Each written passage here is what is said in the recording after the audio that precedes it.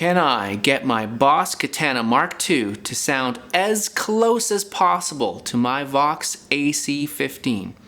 A little less than a year ago, I made a similar video in which I used audio tools to create a Boss Katana patch that sounds as close as possible to my Fender Deluxe Reverb.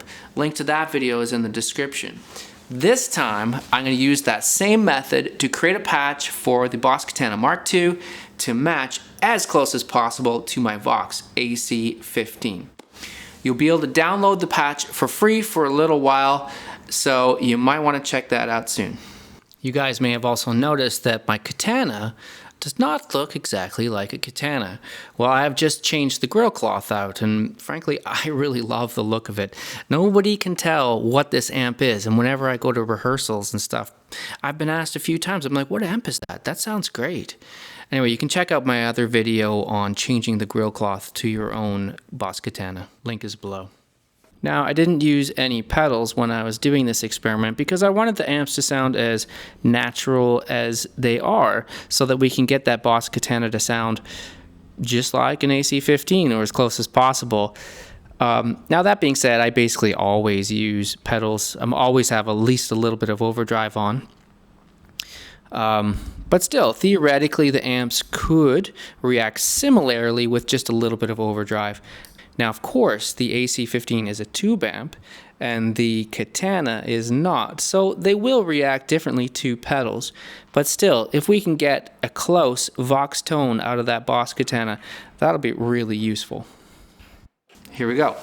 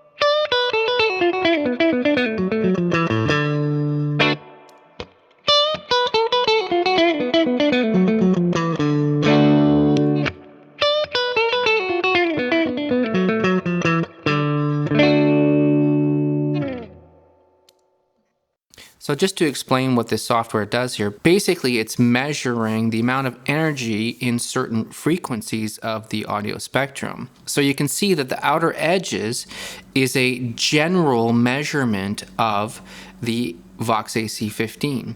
And the line that's moving around in the middle is actually the signal of the Boss Katana. And you can see how it more or less now fits within that general EQ curve. So let's have a look at what I actually did. We have on the panel top here, we've got it on the clean tone. Of course, that's what I wanted to do. I wanted to compare the two amps in their clean mode, right? I left the gain a little, well, actually quite low. Though in retrospect, I think that if you wanted to, you could turn that up a bit because I do feel like the Vox had a little more, just a little more dirt to it, especially when you hit the chord a little harder. So maybe that's a thing to do. I've kept the volume not too loud because I hate it when you put a patch in and suddenly it's blasting loud. It's just, no, don't do that. Don't do that. The bass is not very high, and that's one of my criticisms actually of the Vox AC15 is it doesn't have a lot of bass. So we want to keep that pretty low. Now here's what's really weird. Look at the middle. It's at 100. It's at absolute maxed. That's really surprising, but that was the only way that or it was an easy way, I guess you could say, that I could get the EQ curve matched. I mean, middle at 100. Wow. And the treble's at 69. Okay, sure. The presence is up pretty high too, right? Because I was trying to get that, just that really kind of airy sound at the top, which pretty much got it. So if we look at the effects here, I do have a treble boost. I mean, that makes sense. The Vox is a treble boost amp, right? And I was using the treble boost channel on the AC15. So yeah. Mod, there's nothing. Effects. Oh yeah, a little bit of compression, because I find that when you're playing a tube amp, it feels like there is a bit of compression. It feels like when you hit a note harder, it is just a little bit squishy, right? And you don't get that with the Boss Katana. In a way, that's kind of what's cool about the Boss Katana. I actually really like that sound. But admittedly, it is quite different. And so I've got the compressor on. It's really low. It's just a tiny bit. And that's helping to give it just a slightly tube kind of feel. It's not much, really. Okay, delay, nothing, right? Reverb. Well, of course, we want some spring reverb. And actually, here's another thing that I like better about the Katana than I like about the Vox AC15, is I think that this digital spring reverb sounds better. The Vox reverb, it always bugged me because it's quite dark sounding, and also, I mean, dark can be good because it doesn't get in the way too much, but it's quite dark sounding. And also the tail's so long. I mean, that's the same with the Fender Deluxe Reverb. I don't like those really long reverb tails. So I have actually made this reverb not like the Vox. I've made it like I like it, right? I don't want a long reverb time. Here you can see we have 4.2. Otherwise, if the reverb time is too long, the whole thing feels too washed out. It feels like the sound never empties out because it's just constantly being filled with that reverb, right?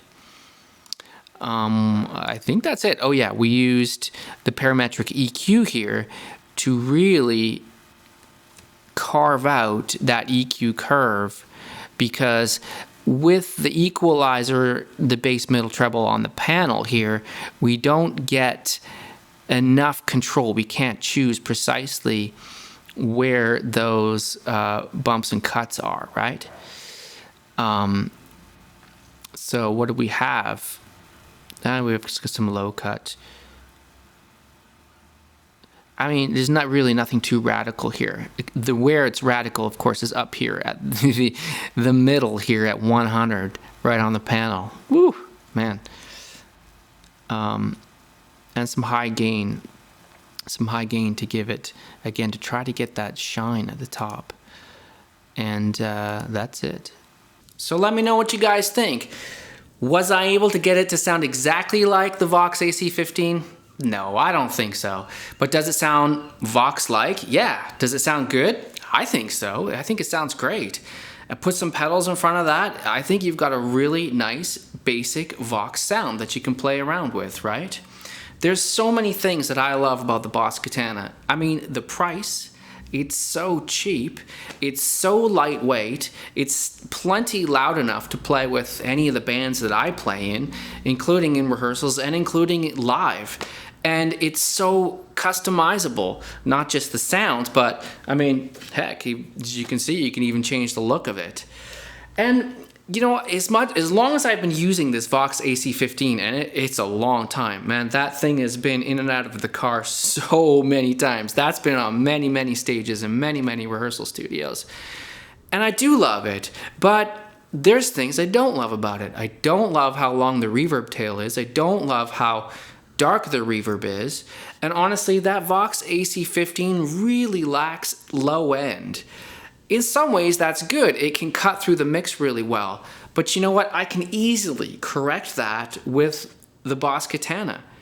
I can get a much bassier sound out of that Boss Katana and have it still Vox-like, right? There's a lot to be said for that. Anyway, of course, you can download the patch from my website. I'll have it up there for a while. Please try to support me. I've also got a couple of books you can buy. You can check those out online. And stay tuned. We'll have more lesson videos for you soon, and hopefully more Katana videos if you like. Thanks, guys.